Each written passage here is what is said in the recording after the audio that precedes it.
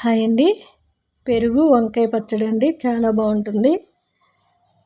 Stove మీద cooker కానీ ఏదైనా కళాయి పెట్టుకోండి. లేకుంటే మీరు కొద్దిగా మిరియాలు, సోంపు, జీలకర్ర వేసి వేయించుకొని నువ్వులు వేసుకోవాలి.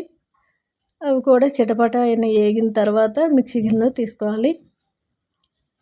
అలా వేగేటప్పుడు మంచి సువాసన వస్తుందండి. నువ్వులు వేపుకుంటుంటే నువ్వులు ఆరోగ్యానికి చాలా మంచిది. ఏ కర్రీలోనైనా ఒక స్పూన్ పొడి వేసుకుంటే టేస్ట్ బాగుంటుంది. అదే కుక్కర్లో పచ్చడి వంకాయ ఒకటి తీసుకొని 4 ముక్కలు చేసి కొద్దిగా వాటర్ యాడ్ చేసి కొద్దిగా రాళ్ళు ఉప్పు వేసుకున్నాను. ఉప్పు ఎందుకు వేసానంటే నల్లగా అవ్వకుండా ఉంటుంది వంకాయ. మనం కోసేటప్పుడే నల్లగా అయిపోతుంది. అందుకనే కాస్త రాళ్ళు ఉప్పు వేసి 2 విజిల్ వచ్చే వరకు ఉడికించుకోవాలి. వేరే గిన్నెలో పెరుగు మీకు ఎంత అవసరమో చట్నీ అంత వేసుకొని కవ్వం పెట్టి చిలుక్కోవాలి. చిక్కగా కావాలంటే చిక్కగా చేసుకోండి, పలచగా కావాలంటే పలచగా చేసుకోండి. నేను జర చిక్కగానే చేశాను. మిక్సీ గిన్నెలో నువ్వులు వేసుకొని కాస్త అల్లం ముక్క వేసి కచ్చపచ్చగా మిక్సీ పట్టుకోవాలి. మనకి వంకాయ 2 విజిల్ వచ్చే వరకు కుక్ చేసుకోవాలి. మా ఇంట్లో కాలిస్తే తినరండి.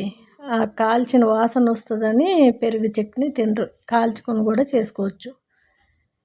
ఉడికిన తర్వాత అన్నీ సపరేట్ చేసుకొని పైన తోలంతా కూడా మనం ఈజీగా తీసేయచ్చు. కాల్చుకునే వాళ్ళు కూడా చాలా టేస్ట్గానే ఉంటుంది. కానీ ఆ స్మెల్కి మా ఇంట్లో తినరని నేను ఇలా చేశాను.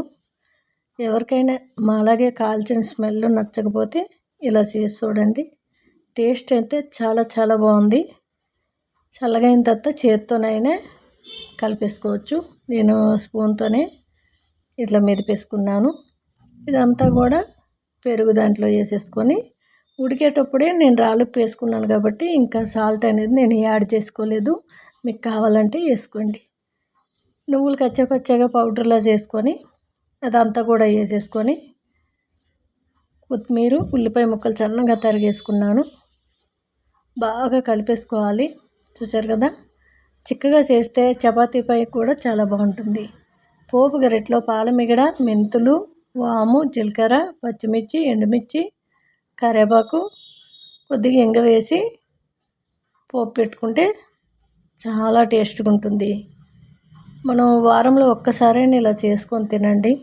మీకు ఎయిర్ ఫాల్ అయినా ఆగుద్ది.